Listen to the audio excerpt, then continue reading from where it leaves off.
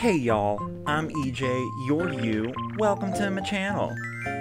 So today, I'm thinking big, but also small.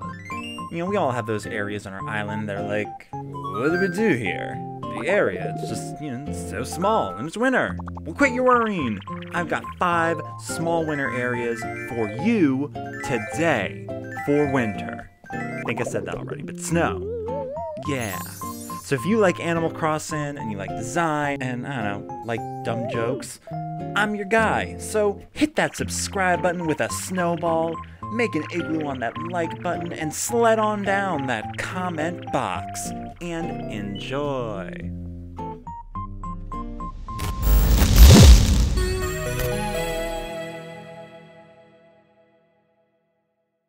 Alright, we're going to kick things off with a pretty straightforward but effective design, a winter hat shop.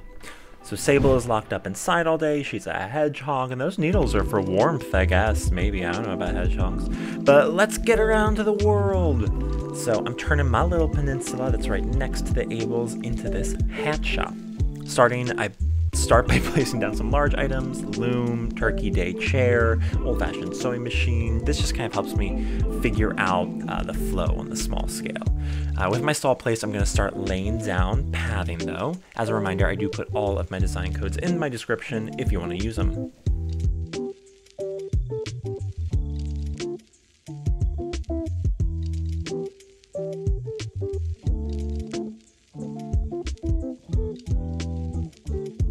Now, if we're being honest, I really just wanted to make this area because I'm like low-key obsessed with all of the hats that are there for winter.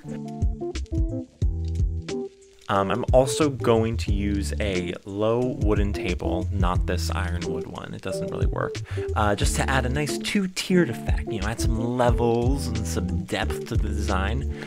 You also could probably place these hats from behind so you see more of them.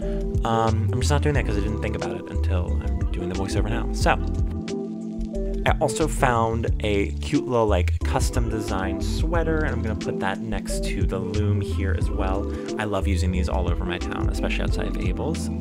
Also, here is a balloon that I couldn't get because my slingshot broke and I didn't get a new one.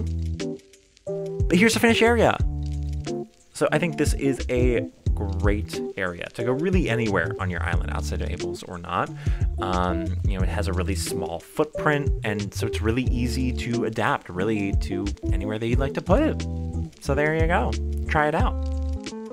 Now our next area is also keeping with the shopping theme. It's pretty small and quick, but it is, let me tell you, so friggin' cute. So, this is a Toys for Tots drop-off station. So if you're unaware, Toys for Tots is a charity. People donate toys. They go to children from low-income families. Very cute, very sweet, and a very good way to use some toys. So I'm going to be putting this in my town square. I'm using a lovely little log bench to break up the stall monotony, and then adding a toy box to add some depth, and just gonna layer on those toys, y'all.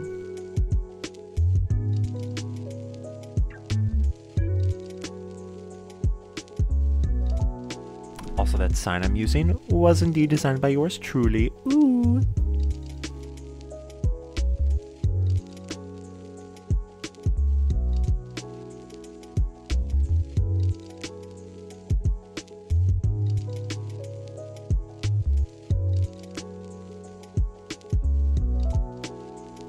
Y'all, it's as simple as that.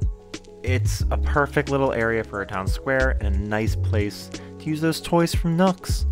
But if you still have some toys left over, I may have something for you. So Grandma is safe this year, but cannot say the same for some trees, because this area is a Sleigh Crash site. It is not violent, I swear, it is cute. So the idea here is Santa, I don't know, got distracted by my beautiful island and crashed his sleigh, toys everywhere, destruction. So I placed down a Toy Day sleigh with a sled path design code, and then I'm going to chop down a tree, and I'm putting a wild log bench next to the stump, and scattering some debris to make it look like, the sleigh knocked over a tree on the way down. I use this idea in my house design, but here's a non-abandoned application, To vary our present piles, I also customize a cushion to look like it is a present, and I'm using the wrapping paper from Nooks to add a whole variety of present shapes. I also customized some scattered papers to look like letters to Santa that got knocked out of the sleigh. Shout out to my friend Jules for making this pattern. They're awesome. And now we're really just placing some toys all around the sleigh. Want to make it look, just a little chaotic.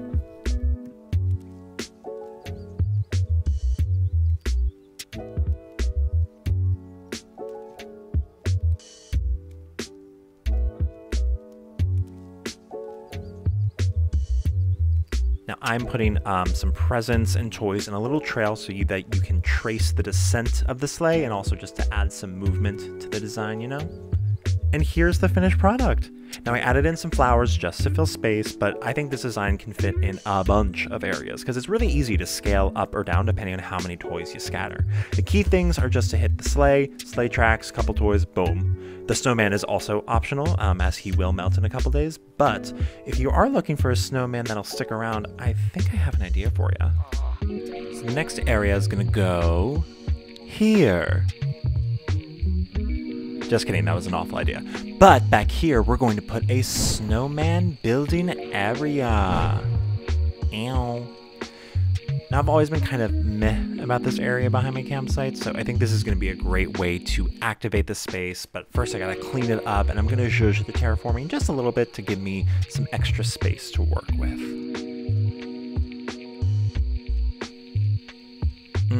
Much better. Now I'm using these 3-tiered snowmen. They're like a cute DIY that you can get from making a perfect snowman. And you can customize them, which is great. I'm also using some mountain standee DIYs customized for winter to look like mounds of snow and add, some depth.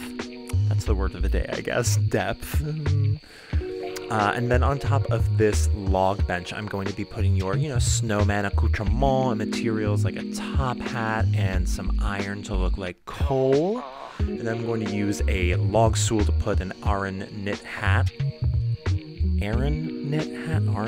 What is it? Now, a little pro tip is that I did actually consider using the iron in the Sleigh Crash site to look like coal, but in my area, I thought it was just like a little too busy, but go wild, use it if you'd like.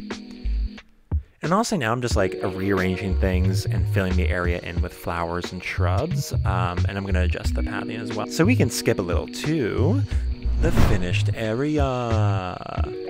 So cute. And there's also like 5 different customization options for the snowmen. So you could really go wild and really build out this area, or just, have it be the one. Just like everything else, V versatile, V fun, V winter. But, after a long day of playing in the snow, don't you just want to, warm up?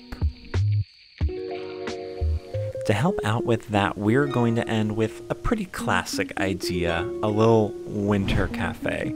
Definitely not the first time that you've heard of it, but I'm going to do it in the old EJ style and hopefully get you some ideas. So starting out with Ye Old Path, and yes, I did start Island Designer just to get rid of that one square. So I'm putting this cafe in the middle of the villager area, so I want it to feel very homey, very community-oriented, and kind of like the community came together to build it. So I'm going to be reusing the bread shelves from the Transitions Ideas video. I'm also going to place down, some cakes, like it's, the pastry counter. We got our espresso machine, we got a menu, Now for the seating area, I am also going to pull one of my favorite design tricks, which is just mismatched seating. I think it really just makes it feel, again, like it is community built, and I think it just makes the area a lot more visually interesting than having all matching tables and chairs. Also, can I just say I'm like pretty obsessed with this water cooler? I mean, like plaid? Now a couple small zhuzhings later and good as new, right? Now I think I've really said everything there is to say about this cafe, but I really do love it. Even though it's kind of the least original idea, honestly. It turned out to be one of my favorite areas. But yeah, so let me know in the comments below, guys, what small areas are you planning? And if you want some more Animal Crossing design inspiration from moi, including my unorthodox island tour coming up soon, make sure you hit that subscribe button and bundle up out there, y'all. Bye!